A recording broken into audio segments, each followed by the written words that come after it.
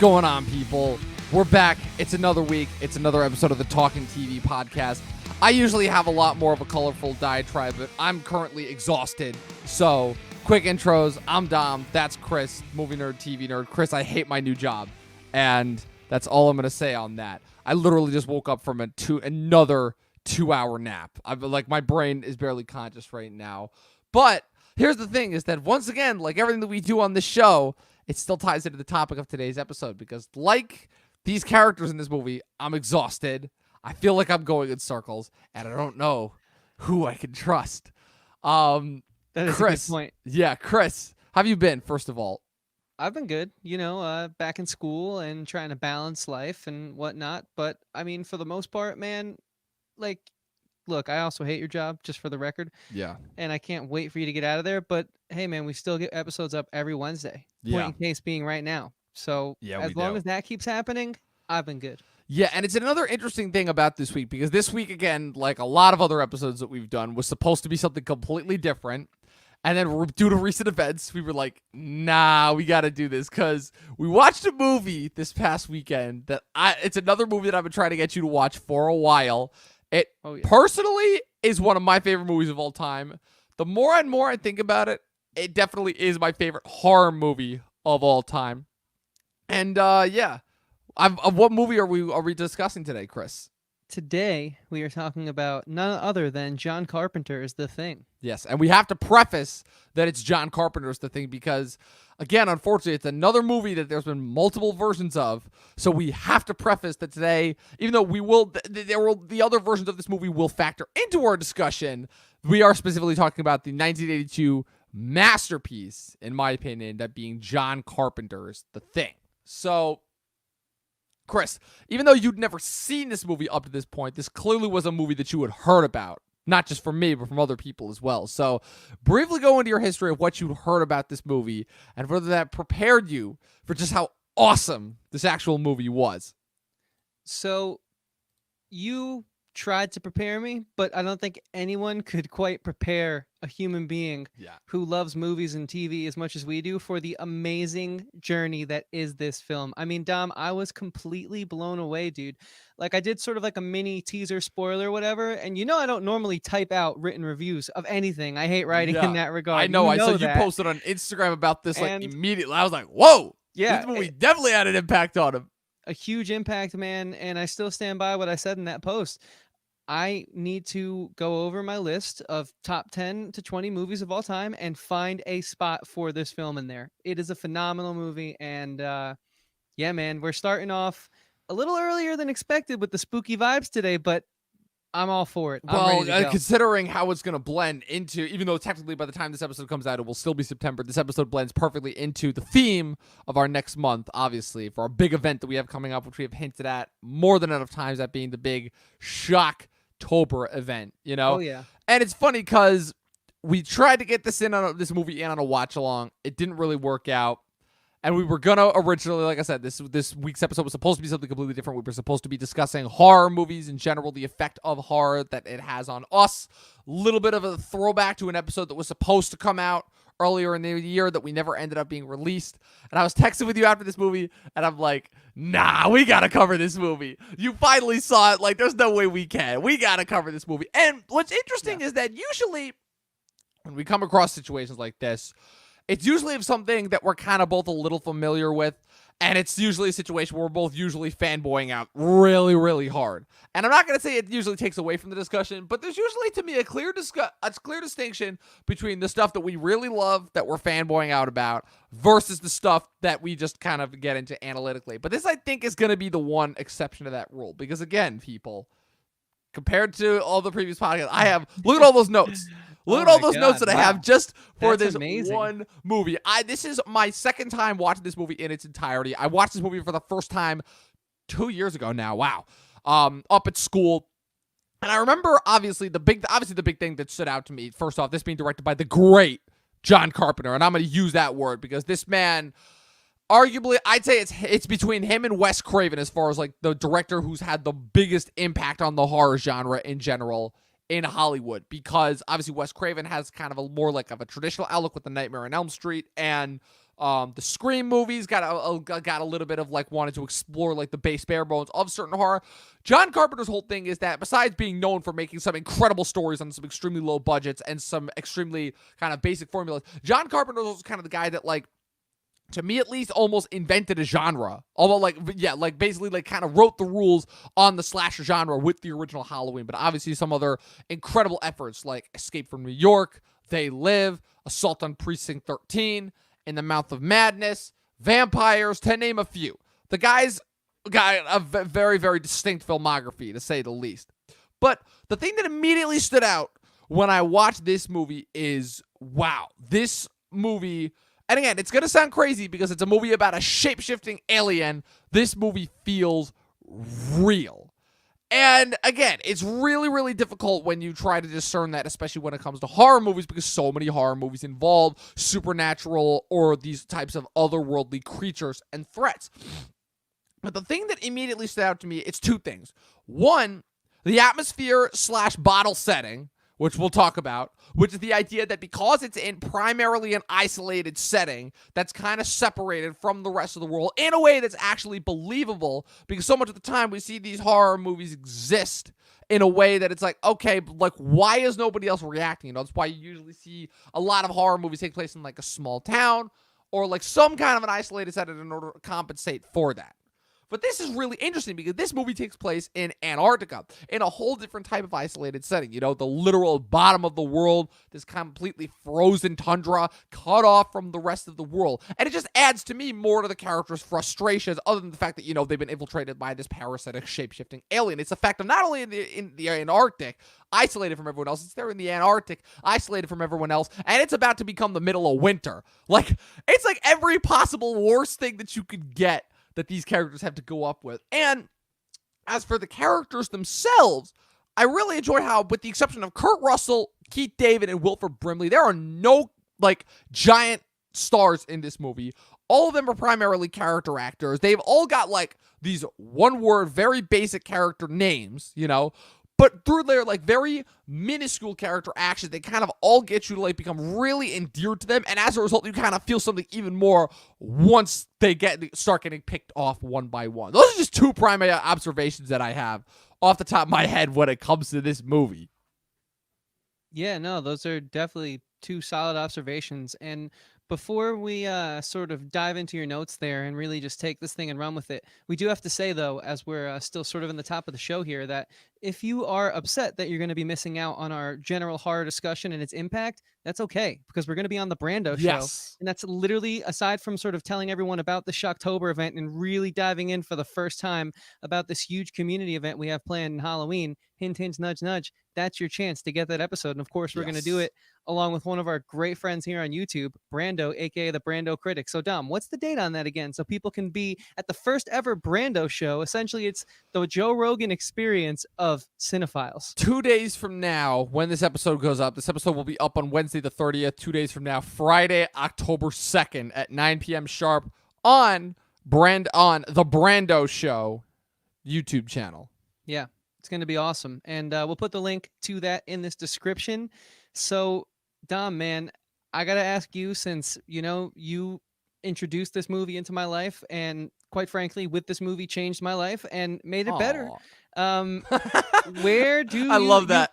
You brought up well, I mean, it's the truth, man. And so you brought up a few interesting sentiments, some observations, but where do you really want to start with taking the plunge into this film? Well, first, I just want to know, like, because this movie overall, structure-wise, it's not too different from most other horror movie setups, but I want to ask you what it is that you think about this specific setup that kind of helps differentiate this from other horror movies, kind of more traditional based horror movies, you know, that kind of helps add to this movie's legacy, because this movie has garnered quite a legacy in and of itself.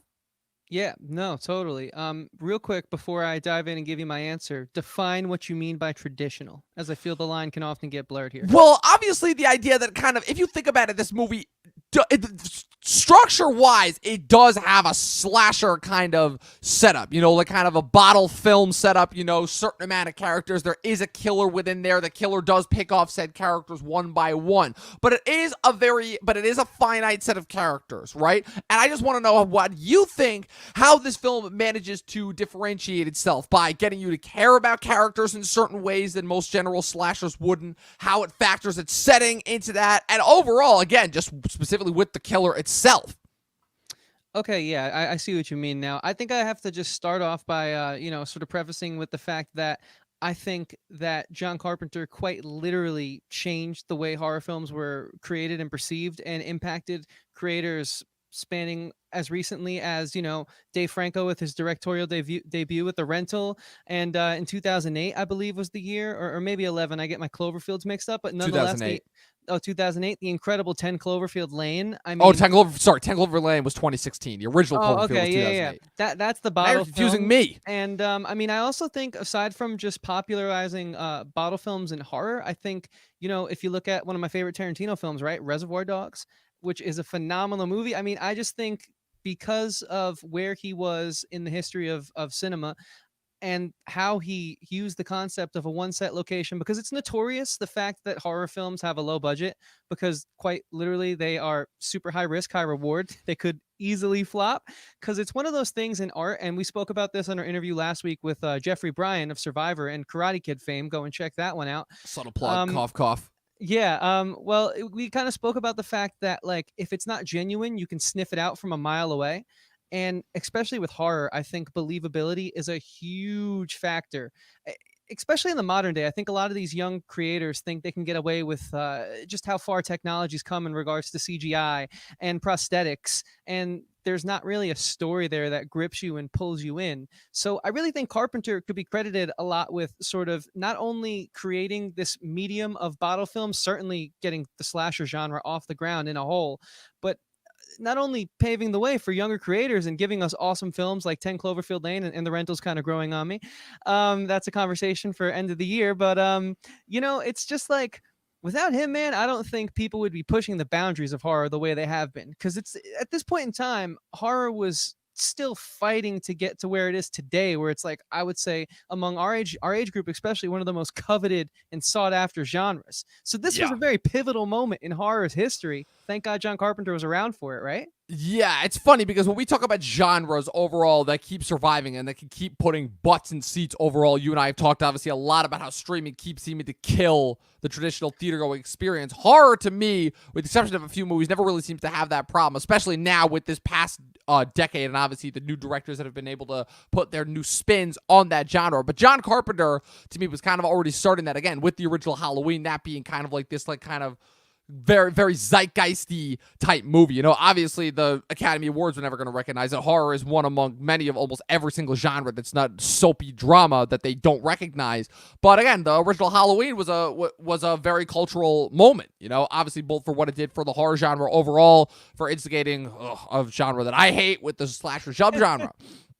But to me, this is absolutely his magnum opus because, again, like I was saying before, besides those two categories overall, it helps to me contribute to something that this movie does really well, which is this movie, again, for a movie about a shape-shifting alien parasite, this movie feels very legitimately real, and I really love how the movie starts off again, in Antarctica, and it kind of draws you in with the mystery, because for the first third of this movie, first half of this movie, I would say this movie is a mystery. Like, these guys, again, they're just chilling in this one research facility miles from the nearest civilization, like millions of miles. All of a sudden, they see this dog getting chased through the snow by this random helicopter with these Norwegians, and they're like, what the hell is going on? These guys are shooting at them. They have to defend themselves. After they do this, Kurt Russell's literally like, first goddamn day of winter. They're just like, come on, what is going on? Needless to say, things don't change that way, but I love how even before the film gets into all of its horror shenanigans, it draws you in with its mystery. It shows Kurt Russell as Mac, the eponymous everyday man, as they're flying to the facility, trying to figure out what happened. And they find that the facility is a mess.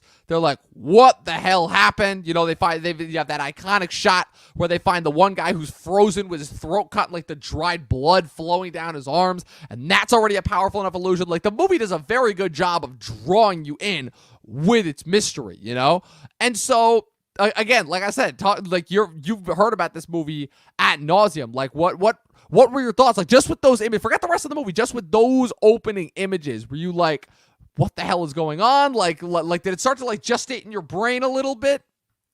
So, yeah, it did, because I think the set design and the mise en scène, as they like to call it in film school, was phenomenal. I mean, just the way that they took Antarctica and gave it so much life with how they, the interior decoration of the base, and it felt so lived in. And I think there's a reason why, you always say when speaking about this film, the characters feel so real. And I think that is in part their acting, but I also think it's just the believability of it all, because it's a very hard thing to believe, right? A shape-shifting alien that's almost parasitic in nature, that you would just have reason to believe goes from planet to planet, just sort of destroying life and moving on to the next thing it can devour, right? I mean, pretty simple. We've heard that before. We've seen that before. But I think why it works in this situation is because the humans that we get to, know and love and watch go literally insane, they don't feel like actors. Like you said a bunch while we were watching it, and I think that's a lot due to their performance. But I also think it's just the attention and the care and detail and the prosthetics, right? You got to remember, this is 1980. I mean, 82, yeah. 82, yeah, exactly, the 80s. And CG's come a long way since. Yeah. And there's really barely any, if any, in this film. I didn't notice any. And so it's just all facets of this. The filmmaking in this movie are just firing on all cylinders. They just complement, every small detail complements the next one so perfectly. And that's really what blew my mind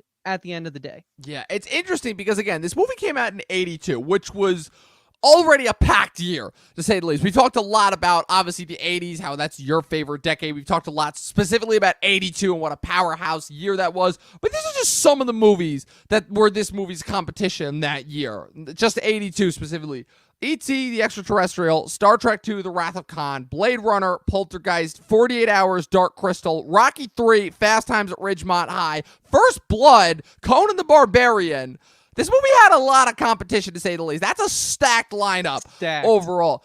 And it's funny because this, like a couple of other 80s movies that exist now that we love, that our generation thinks is unbelievable and groundbreaking and amazing, this movie was not well received when it came out initially, which, looking back, we're like, what the hell? What were those people smoking? This movie is crazy. But what's interesting is that, specifically from, who many consider to be one of the greatest living critics ever, Roger Ebert, the movie was particularly harshly criticized for being too nihilistic, especially since it came out only like a week apart from E.T. And I get it, it was the 80s. People wanted, all fun times, happy, fantasy. They wanted the cute little alien that would had fun with the little kid. Between the two films. Exactly. Not the, not the shape-shifting alien parasite that assimilated people and then would kill them.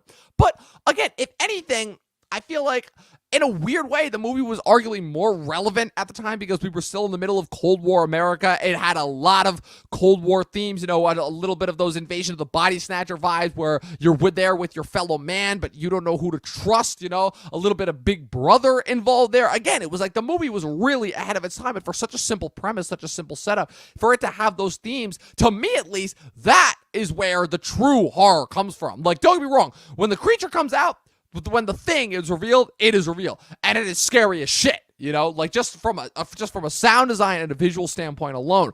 But it's something that we've talked about with horror a lot, which is the idea of the true fear is always what you can't see, not what you can see, and that idea of constantly being scared of the fact that you can't trust your fellow man, especially in such an isolated setting. That, to me, is more terrifying than anything else, especially when you get to those scenes where they're all strapped down in that one room and they're all taking the blood sample tests and you don't know which one of them it's going to turn out to be. And, the way that they explain it all, it's very, very well thought out and very well conceived. Yeah, that felt so easy to explain in the moment. The writing was phenomenal because you couldn't argue the concept being false at all, to just whip that type of thing up. And I love when movies can explain scientific theories in a way where it doesn't take away from you watching the film. You don't have to stop and think. You were told the information in a perfect way, sort of like that exposition machine that they had at one point. The literal exposition machine. But it was perfect, and it was it because there's a lot that they needed to sort of clue you in on as the film developed and the plot thickened, so you could really, keep up with what the characters were thinking and the decisions they make. And it wasn't confusing. It was so just coherent, man. I love it. Great writing. Yeah. Super woven together in such a way that like you're not ripping that fabric at all. It is Yeah. bulletproof in a sense. Yeah, speaking of writing, the film was the writing credit is credited to officially to Burt Lancaster. This movie went through a couple different drafts, a couple different director ideas before it finally landed on Carpenter's choice. And the film, like I said, contributing to kind of the legacy that it spawned was actually a remake of a 1950s B horror movie thing called The Thing from Outer Space, which, again, that one, I'm not going to say that this movie improves upon that one too much, but that one, the take was a lot different. It was a lot campier. Obviously, it was shot in black and white. The actual creature itself was like this giant, like, Frankenstein monster-esque thing. The characters were a lot more like, oh, see, we're going to stop it, like one of those, like, very high, you know the type, like those, like, 1940s-esque, like, fast-talking type things. But this one, again... Another great impression, Dom. One of these days, I will finally get the proper recognition for my talent. But yeah, but the whole thing is that this was adapted from a John W. Campbell Jr. novella, right? And the whole thing to me, that this movie to me, almost in a weird way, felt more homage to that than the original movie, because obviously the big thing is one of the biggest TV shows on at the time was The Twilight Zone, which is obviously a show that week to week would use different these kind of high concept, whether it be extraterrestrials or anything supernatural, in order to sell like kind of the satire of the time, and this to me again was in a way did a better job with that than the original black and white version that this did, which is that, again, the idea that you're stuck in close proximity, you don't know who to trust, these people that have worked together, that have gotten to know each other pretty well, now all of a sudden any one of them could turn out to be this shape-shifting alien. And so that to me brings us again to the big reveal. Again, the Norwegians, they were chasing this dog. They brought this dog into the base. They're like, for the most part, they're just chilling and going throughout their day. This dog is going down. You even pointed out, you were like, wow, even that dog is a good actor. I'm like, I know, right? That's one of the best damn animal performances I've ever seen. Ever. Like, Phenomenal, ever. Dude. And then all of a sudden, of course, we get to the eponymous, the epic dog cage moment.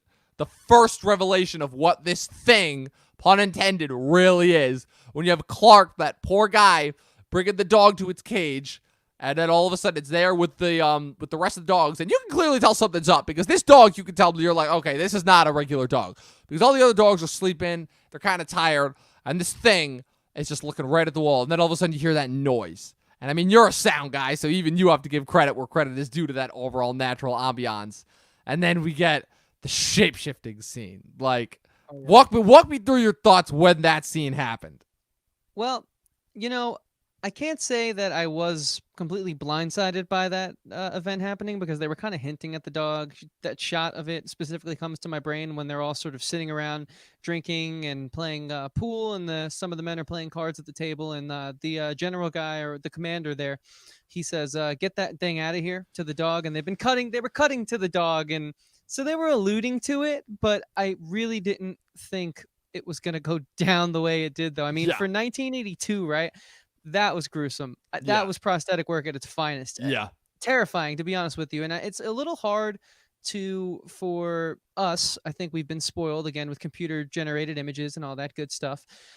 But you got to like sort of put yourself in the mindset of the viewer of that time, I think, because it was terrifying, like you said. And it's nothing like, for example, some of the crazy nonsense we've seen in this decade. There's been some horrifying computer generated images, but like for the time, honestly, they knocked it out of the park. Like, it was brilliant, man. Yeah, shout out to Rob Bottin, who is the special effects guy for this movie. And again, it's funny because the whole thing is that the behind the scenes of this movie, I think they actually went over budget a couple times. Like John Carpenter is a guy, he's become very well known for having those very tight, very, very small budgets. It usually shows in his movies, but oh man, like, let me tell you something. I don't remember how many different models they had to work with in order to get that one thing right. I know with just that one scene alone, they had to construct something like 13 different models. There were like a couple different ways that they had to shoot it. Like, there's a reason why when you first see the thing, like when they first see it, and then when it reaches up with those giant claws, they're like, that's like puppeteering, reaching up through the ground. And then when you actually see it going up the side, that's like another, like a completely separate model that's going up. And then when it's like a mess like on the wall, and you just see this disgusting thing. It's like layers upon layers of an opening, like just the pure imagination that goes into it. And I'm like, yeah, you could probably do this with CG and it would probably be easier, especially now, but it definitely wouldn't have the same effect because, again, to me, I always give way more props to those guys who are able to come up with like that puppeteering, that concept modeling. Overall, it adds just so much more legitimacy to that, because you actually believe you're there with the characters in that spot. You're actually there seeing something real in that mindset. So in a way, their fear becomes even more believable, as a sense. Yeah, I agree. Was it one of those things where, like in the old films sometimes where they would have like a head-on collision, a car would get rammed by a truck and it'd be like miniatures, but they'd make it look so real? Was that kind of like what they had to do at this point in time, or had the technology progressed a little further in regards to like managing scale and whatnot? I know for a fact that there were no miniatures, but I know for a fact, again, I would have to do more research. I'm not a special effects guy at all, but I know, again, like, every fact, so I had to ask. I know. There were like every different type of like special effects that could have been used in this movie was used. Like it was.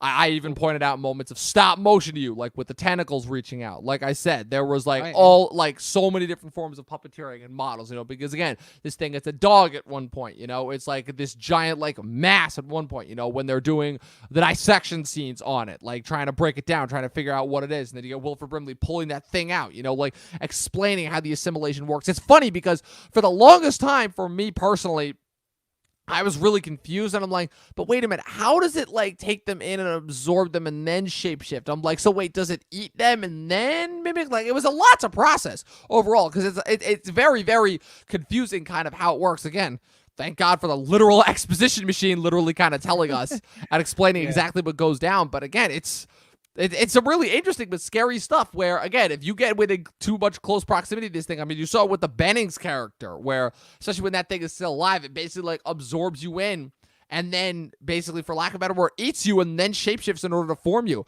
And the worst part is that it can literally do that from like the smallest tissue blood cell size. So even if you get some of that thing's blood on you, like you're basically done for, Like you saw that with the Norris character too.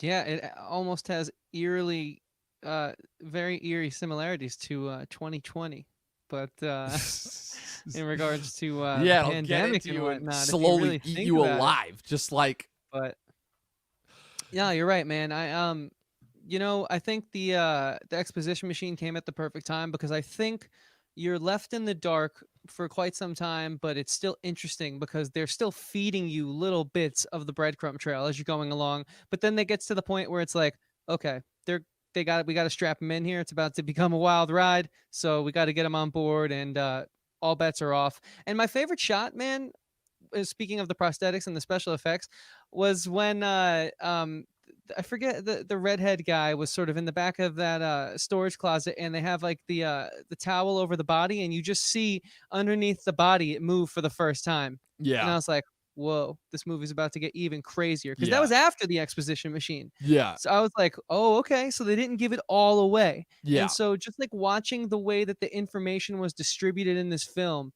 was really good writing to me. I thought it was awesome. And like you saw like the individual character reactions to, like, after the initial dog scene, right? You had them like kind of looking over the one leftover dog, with the Wilford Brimley, the Blair character with the Clark character. And he's like, how long were you in close proximity with the dog for? And even though he doesn't specifically say it, you could see the wheels churning in his mind. Like, oh, if this happened and it was going after the dogs like this, imagine what it could do for the human. And if this thing could imitate a human, like this thing perfectly imitated a dog without any of us knowing, and if it can imitate a human that way, and then you see that with when it gets to the Bennings character, who I believe is the first human that it begins to assimilate, and they manage to stop it and kill it before it fully assimilates. But as you see later on, if it had assimilated Bennings, they never would have known it, And yeah, it's just how it slowly builds to that. And then later on with Blair sitting down in front of the machine and kind of plugging his findings in, and then showing,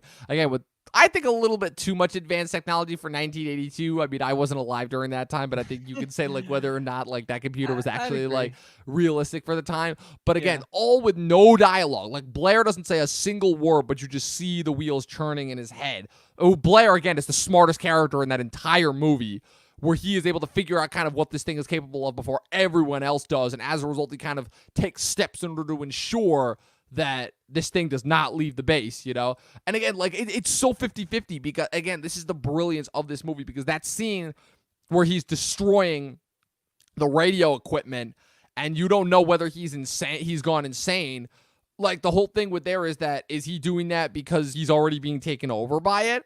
Or is he doing that because he realizes that this thing is going to take over them slowly one by one, and he has to do this now so that he can prevent it from reaching the outside world, because as the exposition machine literally says, if this thing gets loose, like, the world is gone, and like within like a matter of weeks, you know, that's how quickly this thing will spread. 27 days or something. And Something yeah, like I was gonna bring that up. You know, the Doctor, in a sense, his own intelligence was his own demise. Being able to see so far ahead and realizing that it was just futile. I think he fought for as long as he could, but I mean, what would you do if you were faced with this type of threat? This 100,000-year-old creature from space that apparently can't die, can only be frozen in time, and you know, it was just brilliant writing in regards to that character. That's the thing. They killed it however many times, but as they said, if just one particle of this thing gets loose, you know, they had like remain after remain after remain, and as you saw, it could not be killed very easily. Never truly died. And that's like one of my favorite moments in the film is when you know, Mac and I forget the other character's name, they're sitting in that fire. Fuchs. And and they're basically like, well, what do we do now? And he's like, we go down with it, essentially, is what they say. They go down with the ship like any good captain does. Oh, wait, you're talking at the end. Yeah, I was talking about the end. Okay, yeah, so the Keith David, the Child's character. Yeah, Childs, thank you. That's the one. I mean, but that just sort of shows how these are all really smart people, you know? Yeah, they're not dumb, typical horror characters. Yeah, they're researchers, intelligent United States researchers, and, you know, they're brilliant-minded, and so once they realize at the end, it's like, we're not getting out of here. We just need to bring this thing down with us. I mean, and if anything, it makes that even more terrifying, because these are like some of the smartest people around. And if they're becoming susceptible to like the paranoia of it all, again, it's freezing cold. They don't know who to trust. If they're becoming susceptible, oh man, that makes the stakes even higher than they already are. What is your average Joe Schmo gonna do to this? Oh my God, exactly. I don't even want to know what that's like, to be honest with you. That sounds terrible. Exactly, and that's what I'm saying. Like, again, very kind of eerily similar today. It's almost like this extraterrestrial force has kind of come over us, and we just like don't know who to trust, because we don't know if someone is gonna have this thing that may or may not be infecting us one by one. And it's so interesting to me because, again, even the people who were proved innocent, like with that blood test, they didn't necessarily know who to trust, because, again, every time they thought it was one person, it turned out it was somebody completely different. Like, that's how smart this thing became. And I think an underrated kind of character from that whole crew that's not talked about is the Fuchs character, the guy with the glasses, the guy who kind of figured out first after the Bennings character's death that this thing was still around and kicking, and that one of them was still up after studying Blair's notes when they locked up Blair. And then when they go outside to find him, they find out that he's burned himself because he was probably attacked in one, and realized futilely that he was going to get taken over, so he killed himself rather than be taken over. But that character, I thought, again, was another underrated character, and kind of how with each different character types, you know, with some of even the more goofier characters, you know, the Palmer character, you know, who is the pothead, and the Knowles character, who is like constantly playing like loud music on the stereo. And, you know, some of the more rational-minded characters, you know, even like the Clark character, who I really liked how that one, they kind of showed that like he had this like kind of overly sentimental attachment to the dogs, because he kind of saw more, he kind of felt isolated even for the rest of his humans, and kind of saw more kinship with the dogs than he did with the humans, and that kind of caused, even that inspired like a little bit of suspicion, you know, because Blair told him when they went to check on him, like, watch Clark, you know, because he had the closest interaction with the dog, but then he was proved innocent. Like, this movie had so many different layers for a movie that's just about a basic monster like slasher setup, you know. It was really, really deep. Yeah, that's what I'm glad you kind of like sort of painted that picture in, because the next point I was going to bring up was that, sure, Kurt Russell is the clear lead, but it's very much so a true ensemble cast, and I just don't know what happened as time moved forward. Maybe I haven't seen a good example of an ensemble cast in the present day, but like, it's amazing to me in this 1 hour and 40-minute runtime, you get to know at least something personal with each character. Sure, some get more screen time than others, deservingly so, as they're more prominent in the screenplay, like the doctor character in Mac, for example. But like, you still get to know Child's personality. You still get to know, the guy with the dog's personality a little bit. Like you get to know a little bit about each of them. So inevitably, when their moment comes, spoiler alert, you feel something. Yeah. They're not just these throwaway horror Yeah. characters. And it almost makes me wonder what happened to this level of care and attention and just creativity, but also creativity backed with just good decision making in horror. Because I think arguably the genre right now is bigger than it's ever been. But to find a smart horror film is very few and far between. But the more I go back and the more I watch, for example, the original Halloween, say what you will about it, I think it still is a very tightly well-written movie. The Thing and, for example, like, Friday the 13th, they all, at least all the decisions made are smart. And that's why I think horror kind of came to the front of it, because we have these grandfather films at this point that sort of like allowed people to be like, okay, this is scary as fuck, but I think the real reason I like it is because it's a good movie.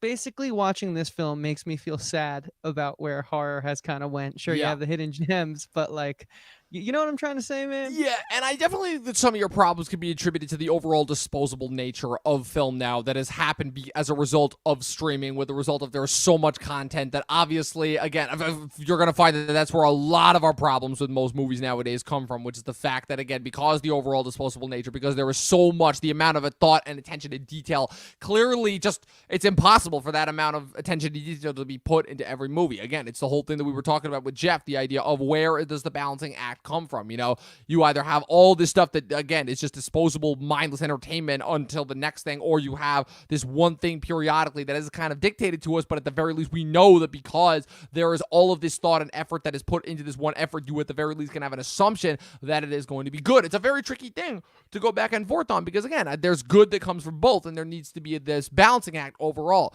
But I think that this movie shows more than anything else, this is what happens when you get a tight script, a director who knows what they're doing, people who are at the top of their game when it comes to production design, special effects design, sound design, all of that above, and a cast that, again, has to rely on the material, not their own individual flashy personalities in order to sell the story. There is something to be said about that. Again, when you get all of those things working together succinctly, to me, it doesn't matter what the genre is. It doesn't matter if it's horror. It doesn't matter if it's sci-fi. It doesn't matter if it's drama. It doesn't matter if it doesn't matter what the genre is. If you have all of those things working succinctly together, that to me is what makes for the best overall movie experience. And especially with this type of a scenario, when you've got all those things working together on top of the extra added layers that this movie has, that to me is what makes a great film. And again, it's unfortunately, again, I already feel like a fucking boomer, even though I'm only 23. And again, it's that type of attention to detail that we don't get with movies nowadays, because they're more concerned with how many products they can get out as opposed to how good each individual product can be. And again, it sucks because there's really kind of nothing we can do about it, because that's the kind of thought process of the day right now. We can kind of only just wait and see where things go from there. Right, we're in a lightning speed society, and so because of that, things need to be turned out quicker. And so I definitely see your point there. And the thing is, though, man, it's just like, not that we don't have hidden gems, though, in the modern day. I mean, absolutely, you and I, we understand that. But it just sucks that, like, it just seems to be that, like, horror kind of blew up because of these types of movies. But I just think the bar's only gone down since, like, I would say, like, the mid-90s, based off what I've seen in my life. But, like, to your point, dude, I think it's like one of those things where, yeah, you're right. Everything in this film was interwoven so perfectly, but also, to add another layer to why I think this film's good, because I mean, look, we're rounding the corner on this podcast here, and I don't have anything bad to say about this movie, so I'm just going to keep painting the picture of to why I think it's so great. I did a little research, and to me, it feels like this film was right before Kurt Russell really became the star that he was. So it's not even like they were riding on the merits of him being like a larger-than-life star at the time. He was still genuinely kind of just getting his foot off the ground, taking the jobs he could get, and trying to, like, buff his resume, to my understanding. Now, you know more history in this regard to actors and their careers, but correct me if I'm wrong. But I think that's another strength of this film. The fact that, like, sure, these guys went on to be stars, some of them, but they weren't really boating star power here to get butts and seats. Yeah, the whole thing was that obviously the year before he'd started an Escape from New York, but yeah, like Kurt Russell was not like the Kurt Russell that we know of him today. Again, John Carpenter really helped contribute to that. Obviously, again, with his 3 big collaborations with Carpenter being some of his most iconic roles, Escape from New York, this movie, and then Big Trouble in Little China. But again, like, Kurt Russell kind of slides into the lead character status because he's kind of that take charge guy, that's kind of established. He is established as the main character. But for the majority of the movie, he's just another one of the guys, We know him as Kurt Russell because we know him as Kurt Russell now. But back then, like, they were just like, oh, Kurt Russell, he'd been like in a couple of like early Disney things, need like a couple of movie successes. But for the most part, like, he was still like a relative new and upcomer. So like that kind of movie star status, stardom hadn't really found him yet. So he really did have to carry this movie. I think it did an impressive job overall, but he worked with what he had. And what he had was, again, a lot of stuff that went towards his favor and a really freaking good cast. Like, that's the thing, is that even though, with the exception of Keith David and Wilford Brimley, this is a cast made up of majority character actors. Like, all of these actors did a phenomenal job. And I'm like, yeah, there's a reason why, after all this movie, even though a majority of these guys only have one name and kind of one character trait each, there's a reason why I remember each and every one of these guys. And I'm still struggling to remember some of the characters' names that I watched in a movie that I just watched like a couple days ago. Like, there is a reason for that to me overall, and why I constantly have to rely on the actors in order to remember. And I don't remember like a single character's name, Like, there's just something to that. And so you mentioned real quick that we were rounding the corner on this podcast. And I think we've covered pretty much everything that I want to. Again, there really isn't that much bad that we can say about this. Again, this is an iconic movie for a lot of different reasons. There were just 2 more things that I wanted to bring up. One, the score, which is... we have to. I talked to you a lot about, and I've mentioned this on every single... bring this up. I had to, which is that I've mentioned this on almost every single podcast that I could, which is the idea of, obviously, the score is solely credited. It is Ennio Morricone. Rest in peace, who just recently passed away earlier this year. And again, it was the idea that Ennio Morricone had a much larger and more grandiose version of this score composed, and then when Carpenter listened to it, he used it for certain points, like the scene where they were exploring the Norwegian base and a couple of other scenes. But for the most part, you just have the dun dun dun dun, that very basic, very minimalistic Carpenter score. Carpenter was known for making his own music in scores. Obviously, that Halloween score is iconic, to say the least. And it's so funny how understated that score is, but it just sells everything. Like, it's just this little beat, almost like a heartbeat, and it's slowly amping up the tension without you even realizing it. And so much of this movie is silent, and it just relies on the pitch perfect sound design and everything. But again, thank God that he still did use that score, because, again, Quentin Tarantino later on would use that entirely unused score, I think, just for the opening overture for The Hateful Eight, which, again, is pretty amazing how he was able to do that overall, Yeah, dude. And, nothing has said that this is the case, but Tarantino's done a few bottle films, Hateful Eight being one of them. And I have reason to believe that Tarantino may have learned a thing or two from this movie in particular. Yeah. I mean, just because I kind of feel like, and you know what? Earlier I was saying I couldn't really remember a point in time where I feel like ensemble casts in bottle films, the quality started to deteriorate. And I think Tarantino is kind of the last real example of doing a bottle film with, and as he went on in his career, Hateful Eight, a star-studded cast for the most part, but managing them and giving each of them a moment so that when, things happen to the characters in these bottle films, as we know, you feel something more than just like, oh, cool, that's the plot in motion. You feel pain for the characters, you feel their loss. And so I don't know if it's a fact or not, but I do feel what you're saying. And I think that there's got to be a connection there, considering he used the unused score from this movie. And the man has 2 phenomenal bottle films on his resume in Tarantino. And that's a really cool little interesting tidbit, man, because so what you're telling me then essentially is that, because there is very minimal amount of music in this movie, but when it hits, it hits. Yes. But so what you're telling me is Carpenter really only did the main theme then? I looked that up and I saw that he composed the main theme and the rest was Morricone. not him. Okay. Yeah.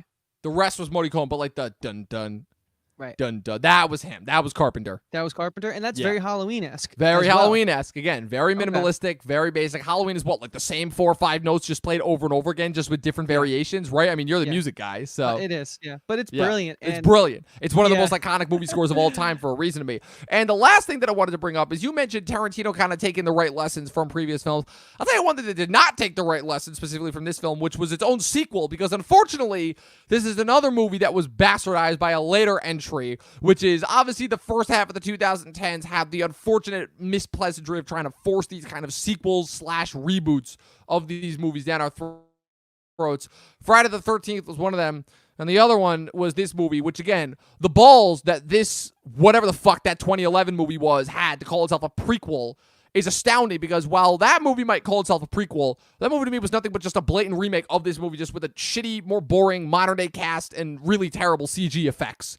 Other than that, it's literally the same movie, and the only differences to me in that movie are points where it's just recreating, okay, now you know how this one thing that happened in the 82 movie happened in this movie, you know? And it's so much worse. The friggin' character decisions, of course, that's more of like a typical generic modern-day slasher movie. The characters make more dumb decisions. The CG looks awful. And the sad part is that movie was trying to use practical effects in order to pay homage to the original, and then it just ended up doing CG because I guess they thought it looked cooler and it was a cheaper alternative. And just the decisions that the actual creature itself in that movie made a lot less sense, because it was like now all of a sudden it's just shape-shifting random willy-nilly and attacking people random willy-nilly in like a group of people, as opposed to in this movie it has to kind of be like coaxed and forced out. It is trying to hide for the most part. Its concern is infiltration, not just straight up attack. You know, in that movie, the 2011 movie, the focus is very, very much more so on just like showing just how crazy this thing is, and that to me completely goes against the idea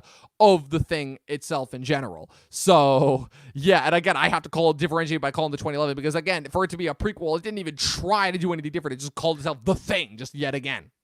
Yeah, I've actually heard good things about that film, but I'm assuming you wouldn't recommend it. No, not at all. And from the things that I've seen, I'm like, it's okay for like just like a mindless watch, but like even trying to compare it to this movie, the 82 version, is like pretty hilarious in my mind. Yeah, that sounds like a mistake to me. Yeah. I think I will watch the 50s one first and then the 2011 one, because dude, even though I know nothing's going to compare to this one, I want more of this universe. It's a wild ride, I don't know. I to say guess the just least. my whole thought process is my only worry and my thought process on trying to do like differentiations on this is, again, like unless you're getting like the 50s version, which is like very clearly a different movie and not trying to be the same movie. I feel like trying to have other movies set within this verse, you kind of run into the same problem that the Alien movies are, which is that there's only so many directions you could go with. So as a result, you kind of just end up getting the same movie over and over again, you know? It's kind of why like I always was confused as to why they keep trying to make Alien and Predator movies. I'm like, this formula very clearly worked once, and to do something really different within this world, you gotta make it like a completely different movie, but the creators never want to really seem to do that. So it's like, and you wonder why you keep running into the same problem of seemingly getting the same movie over and over again, you know? So you're telling me you didn't like Prometheus? No.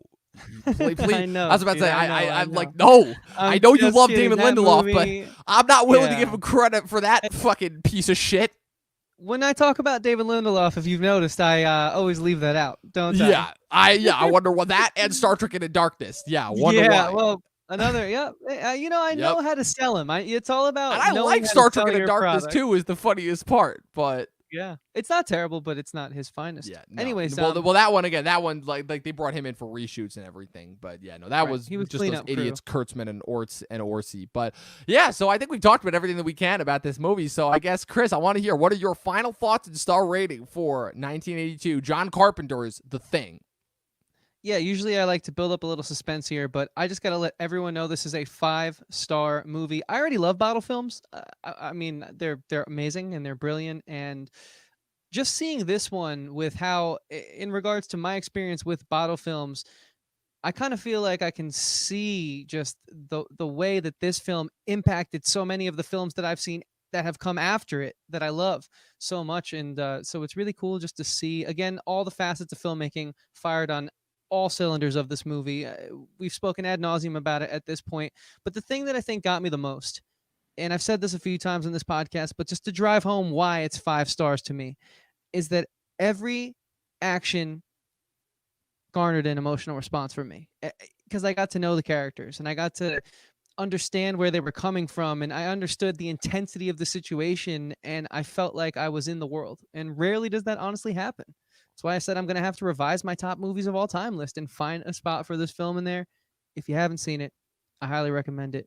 Dom, what is your star rating and final thoughts on this movie? Yeah, my top 20 favorite movies of all time is still a fairly recent phenomenon, and it's a list that is constantly changing around as I get older and my thoughts and processes on this movie change. But I remember when I saw this movie and I'm like, okay, I was watching specifically, I think I was on the slasher portion of my film theory class at the time, and I'm like, okay, no, this movie is something different. This movie just goes so far above and beyond the typical slasher tropes that I fucking can't stand about most of those movies. And yeah, again, you hit the nail on the head with the idea that every single moment in this movie garners an emotional response, be it fear, sadness, what's it called, anxiety. Oh my God, you want to talk about a movie that garners freaking anxiety? Like, this to me is a perfect movie. Every single part, every single thing that is going for this movie works. This movie is a masterclass when it comes to craft, the way that it's directed, the way that the actors move, the way that the story progresses. This movie is just perfect from all standpoints, and I don't want to kind of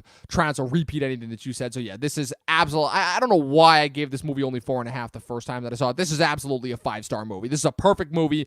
I am perfectly comfortable when I say this is my favorite horror movie of all time, because I'm notoriously a person that likes horror parodies way more than actual horror movies. But this, I think, is the first straight horror movie that I actually love, that actually goes above and beyond the genre tropes and trends and cliches that I hate.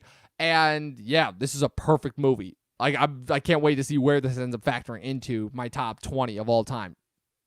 Me neither, man. At some point, we should do our top 20 lists. Yeah. I've been working on mine in the shadows since you started bringing it up. I see. And there's some movies that I don't think you'd ever guess would be in there for me. Probably. And it That's just what I would shows like how about much it.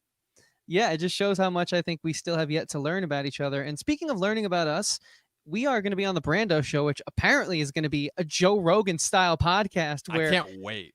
God, we're going to get into all sorts of stuff. That's the case. Oh man. Oh, there's so many things that I want to get into on that show. But people, thank you once again for listening to another amazing episode of the Talkin TV podcast. Again, kind of the little bit more of a low-key episode than we were kind of intending, but this is officially going to be the kickoff episode for our big SHOCK-tober event. People, I can officially say it, every Friday of October, we will be on a different person's channel doing a different thing. This coming Friday, we will obviously be on Brando Critic, our good friend and collaborator, this new channel, the debut episode of The Brando Show. Then the following weekend, we will be on David of Flix Talks channel watching Candyman. The following weekend, we will be on Joe of Guy at the Movies channel watching Saw. Then after that, we will be on AJ of AJ Reacts 2 channel watching Tucker and Dale versus Evil. And then the end of the month on our own channel, Saturday, the 31st of October, Halloween, we will be wrapping it up with another Carpenter classic, the movie that I have famously said to me is one of the most overrated movies of all time, but needless to say, it's a cult classic regardless. We will be watching 1978's Halloween on Halloween, people. It's going to be a blast. Bring your best costume. We're going to have a lot of fun. We're going to be talking a lot of spooky stuff this month. But, as usual, this wouldn't be the Talkin TV channel if we weren't getting you guys a bunch of different content every single Monday, Wednesday, and Friday right here on the YouTube channel. If you please would leave a like and a subscribe and click the little bell. That way you get notified every single time we put up new content. It would be greatly appreciated. Again, Talkin TV, no G. We put up content every Monday, Wednesday, and Friday. Chris is almost done with his Lovecraft Country recap, and that's going to be very interesting. Yeah. By the time this episode goes up, the recap for episode 7, I Am, will officially be up on the channel. And also, don't worry, keep coming back on Wednesdays for the main podcast episodes, because just as far as the actual podcast episode goes, we've got a lot of stuff planned as far as that goes. This is going to be an interesting month. I would venture to say that this might be our biggest and best month, just as far as the straight-up podcast episodes go. I won't spoil what they're going to be, but it's going to be a lot of fun. So, Chris, where can the good people find us on the social media platforms? Dom, I am so glad you asked. All you have to do is look right below us and go to anywhere that matters: Instagram, Facebook, at Talkin TV podcast. Talkin spelled TALKIN apostrophe no G. Yeah. Subscribe, Absolutely. follow, turn on that bell for notifications, guys. And Dom, I mean, I really feel like you hit the nail on the head here. So unless you have anything else to add, maybe a message for the people? Watch more fucking movies, people. We out.